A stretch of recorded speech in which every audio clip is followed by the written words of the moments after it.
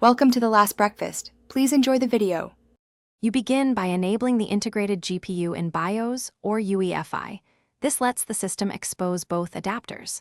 Once enabled, make sure a monitor is plugged into the motherboard video output so Windows detects the iGPU. Install or update chipset and GPU drivers next, because mismatched drivers prevent hybrid use. Then restart and enter Windows.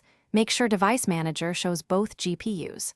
Once done, you'll be ready to assign tasks to each processor and proceed to per app configuration.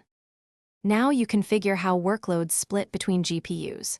Open vendor control panels and create per app profiles. Assign demanding apps to the discrete GPU for raw performance and background, or low-power apps to the integrated GPU. For laptops with Optimus or similar, let the driver switch automatically, but set preferences where needed. For desktops, use your motherboard options to route displays or enable a MU/X-less multi-monitor setup.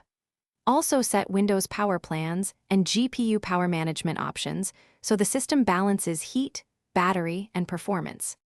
Finish by testing actual workloads. Run a benchmark or the specific app you care about and watch which GPU reports activity.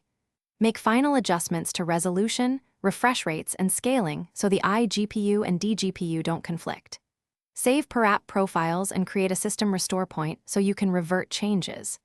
If something fails, no video, wrong GPU used, then reset BIOS to defaults, reset cables and connectors, reinstall drivers cleanly, and check event viewer or driver logs to pinpoint the issue.